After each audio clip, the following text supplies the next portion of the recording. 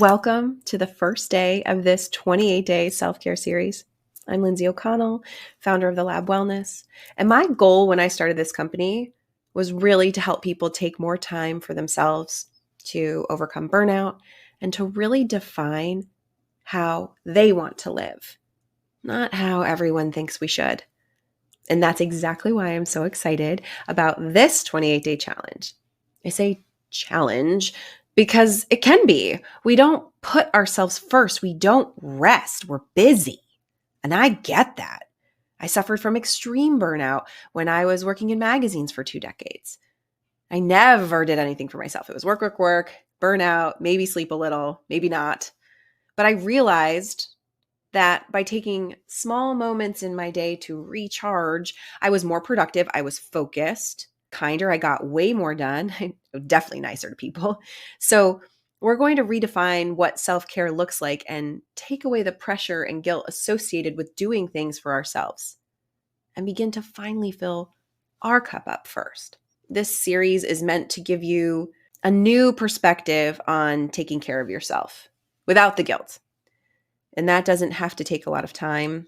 It's not supposed to feel like a job because it's not just indulgence. It's a vital practice for maintaining balance in every aspect of our lives. Self-care encompasses physical, emotional, intellectual, and spiritual wellness. I just read a book recently called The Self-Care Project by Jane Hardy, and there's this really cool idea that taking care of yourself isn't just a nice to do. It's super important for keeping stress down and feeling good.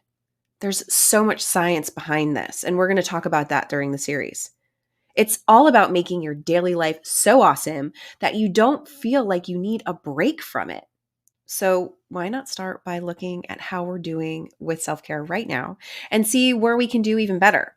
So in this program, each day, I'm going to give you an activity to do, something simple. Not a hugely time-consuming activity, but something that's just for you. This is a habit we're trying to build. And today is all about self-reflection. We have to understand where we were in order to know where we want to go. So grab a journal and take a moment, maybe 10 minutes, you can set a timer to reflect on your daily routine. So you're going to ask yourself, how do you care for your physical health? Are you nurturing your emotional well-being? And how are you doing that? What about intellectual and spiritual needs? Is that a priority for you and something that you want? Write down your observations in your journal.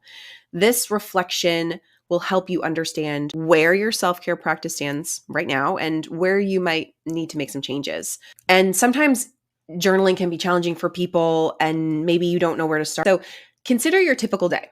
Maybe you realize that while you exercise regularly, you spend a little time on hobbies or activities that relax and recharge your mind, or maybe you just don't rest at all.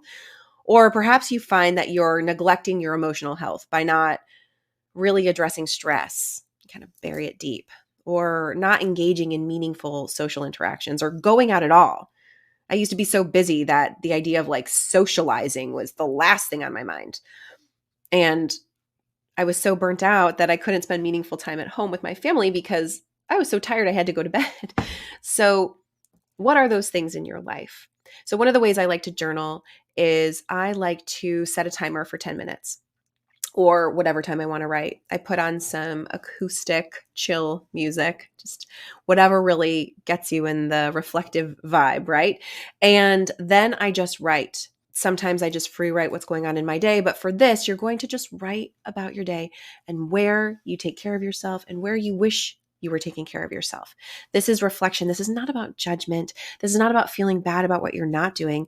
This is the first step in doing great things for yourself. And every day there's going to be a new activity. So some you may love and some you may not, but once you find out the ones that you like the most, those might become part of your routine. So this is a journey. This is a time for you to just reflect, see what works, what doesn't, what you love the most, and go from there. I cannot wait to hear about all of your reflections and where you want to go and what you see. But the most important thing right now is you took the first step. You're here. You want to do something for yourself. That's the magic. Every day you get to take a little bit of something just for you and celebrate that. Thank you so much. And I can't wait to see you in day 2.